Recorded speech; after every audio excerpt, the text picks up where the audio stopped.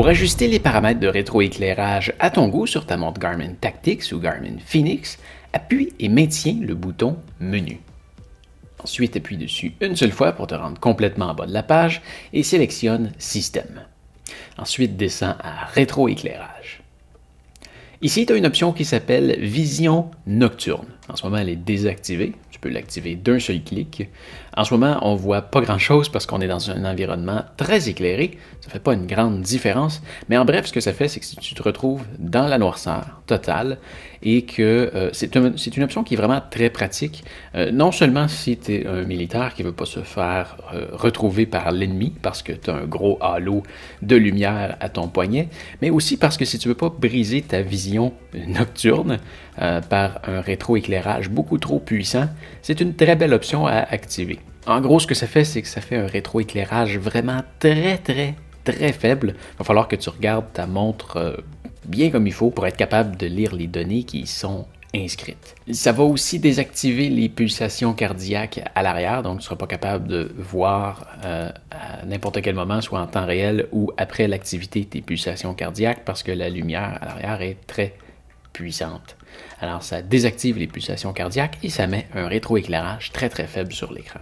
Ensuite de ça, on a trois options. Lors d'une activité, en dehors d'une activité et pendant le sommeil, qui est les heures qui sont déterminées dans l'application Garmin Connect, qui sont les heures auxquelles tu dors normalement.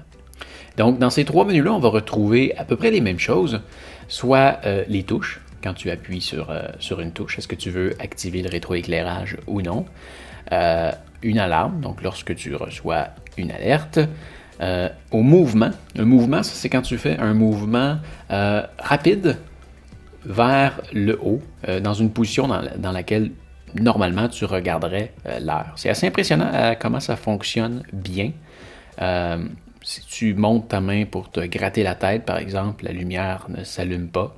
Mais dès que tu montes ta montre en position écran vers le haut pour regarder l'heure, eh bien, le rétroéclairage peut s'activer au mouvement. La temporisation, c'est le temps que tu veux que la lumière reste allumée après, peu importe, une touche, une alerte, un mouvement. Donc, tu as le choix entre 4, 8, 15, 30, 1 minute ou tout le temps, ce qui est assez intense. Et tu peux choisir la luminosité à laquelle ça va s'allumer. Donc là, entre 5 et 100%. Alors là, j'ai un très gros éclairage qui éclaire la montre, alors ça paraît pas beaucoup. Donc, comme je disais, tu vas retrouver les mêmes fonctions en dehors d'une activité ou pendant le sommeil. Dans chacune de ces options-là, tu vas pouvoir retrouver soit activer ou désactiver. Donc, quand tu appuies sur une touche, est-ce que tu veux que ça n'active ou pas le rétroéclairage? Ou tu as aussi l'option après le coucher de soleil. Personnellement, quand j'appuie sur une touche, je veux que ça s'active. Si je reçois une alarme, je veux que ça s'active. Et au mouvement, je veux que ça s'active seulement après le coucher de soleil. Donc ça, c'est si je lève mon bras en plein jour, je ne veux pas que le rétroéclairage s'active, mais après le coucher de soleil, je veux que ça le fasse. Et là, à ce moment-là, on va demander à quel poignet est-ce que tu portes ta montre, donc gauche ou droite. Donc la main gauche. Et tu vois, par exemple, en dehors d'une activité, lorsqu'il y a un mouvement, jamais je veux que la lumière s'allume. Donc c'est pour ça qu'il y a trois options différentes. Donc voilà, une fois que tu as ajusté ça à ton goût, tu peux retourner au menu principal en appuyant sur le bouton « Retour à répétition ». Alors voilà, j'espère que ça va t'avoir aidé. Si c'est le cas, tu peux me mettre un pouce en l'air. Si jamais tu te magasines une montre, tu peux regarder avec les liens dans la description. Et n'oublie pas non plus de t'abonner à ma chaîne pour me retrouver plus facilement la prochaine fois que tu as besoin d'aide.